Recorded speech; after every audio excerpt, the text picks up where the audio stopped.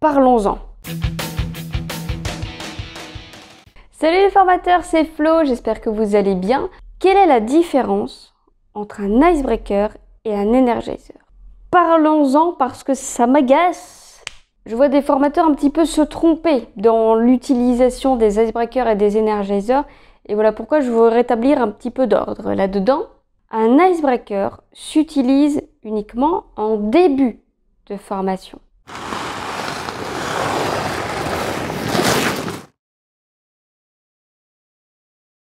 Personne ne se connaît, on arrive dans une salle, virtuelle ou réelle, et on va utiliser ce jeu brise-glace pour faire tomber les barrières, pour que les personnes aient plus de facilité à entrer en communication avec les autres, à se présenter, pour instaurer une dynamique de groupe. Ça, c'est le rôle de l'icebreaker. L'energizer, il est utilisé pour relancer la dynamique, pour relancer la concentration, pour rameuter les troupes.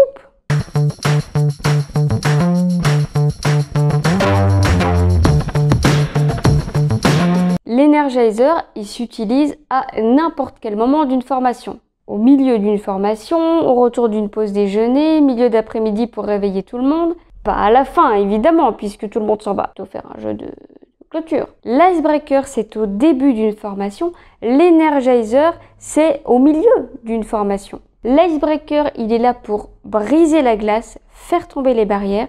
L'energizer, il est là pour remettre de l'énergie, comme son nom l'indique. Petit exemple, la ronde des signes. Je crois qu'il est dans le calendrier de l'Avent en plus, celui-là. La ronde des signes, on va se mettre en cercle, en présentiel, à distance on est en classe virtuelle, et chaque personne va donner son prénom, un adjectif qui lui correspond, et faire un geste. Et on va faire comme ça la ronde des signes pour tout le monde. L'energizer, comme celui-ci, le cactus qui ne pique pas. Enfin, en tout cas, ce cactus-là qui m'a été offert m'a donné l'idée de créer le cactus qui ne pique pas. Et le cactus qui ne pique pas, c'est tout simplement des gestes qu'on va faire et qui va réveiller tout le monde. Faut pas avoir peur du ridicule. Si je ne connais pas l'objectif du jeu, si je ne sais pas à quoi sert le jeu, je risque de le faire au mauvais moment. Je peux pas faire un icebreaker au milieu d'une formation, ça n'a pas d'intérêt, ça marche pas. Faire tomber les barrières au milieu d'une formation, ça sert à rien, tout le monde se connaît. Donc attention à l'objectif, rappelez-vous bien quel est le rôle de ce jeu. Posez-vous cette question, quel est le rôle de ce jeu? Un quiz musical. Un quiz musical, est-ce que ça peut être un icebreaker, est-ce que ça peut être un energizer? Le déroulement de ce quiz musical, c'est d'écouter une musique et de retrouver l'auteur, la chanson ou les deux. Est-ce que c'est un icebreaker ou est-ce que c'est un energizer? Je vais plutôt le classer dans la partie energizer. Son rôle, c'est de mettre de l'énergie, c'est de mettre une bonne ambiance.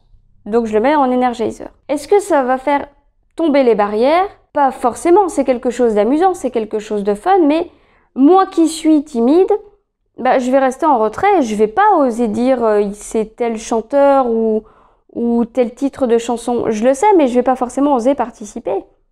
Parce que c'est pas le rôle du jeu. Les puristes vont me dire, mais si, voyons, si tu l'animes bien, si tu crées des groupes. Oui. Bien sûr, on peut toujours détourner les choses comme on a envie qu'elles aillent. Hein. Bien sûr, on peut toujours détourner les choses. Mais si vous le détournez, ça veut dire que vous changez le rôle et donc vous changez l'objectif. Autre exemple, présentation camembert. C'est un jeu de présentation. Tout le monde va décider que faut-il dire, combien de temps ça dure. Alors si je vous parle de présentation camembert, celui-ci, c'est un jeu qui permet de se présenter. Sauf que tout le monde va décider de ce qu'il faut dire et à quel moment.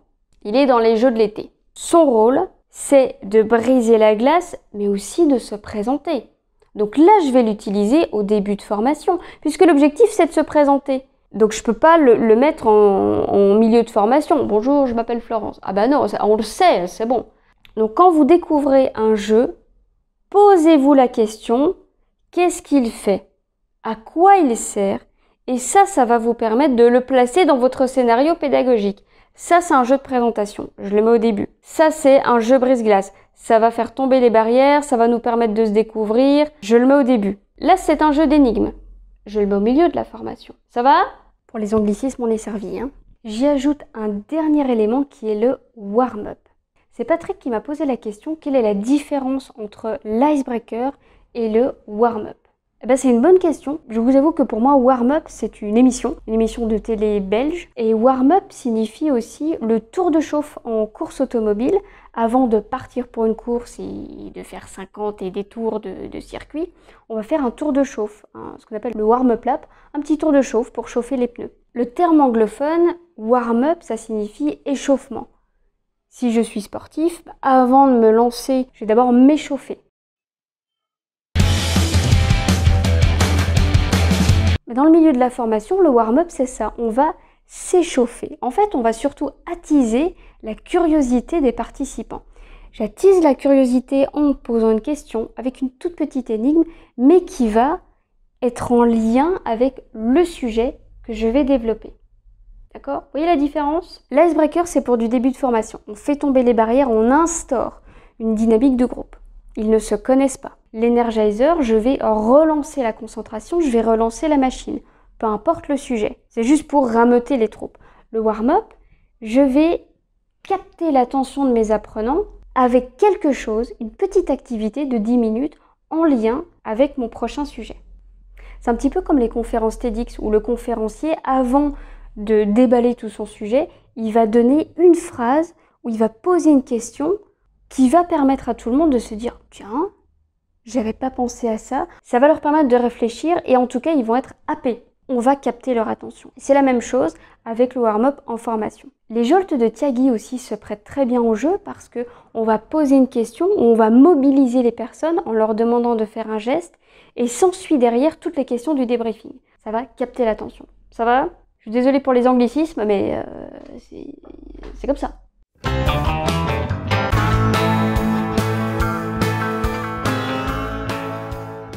Bon, j'espère que j'ai été claire. Merci en tout cas d'avoir suivi cette vidéo. Merci pour vos commentaires, vos likes, vos partages. Et je vous retrouve la semaine prochaine pour une nouvelle vidéo.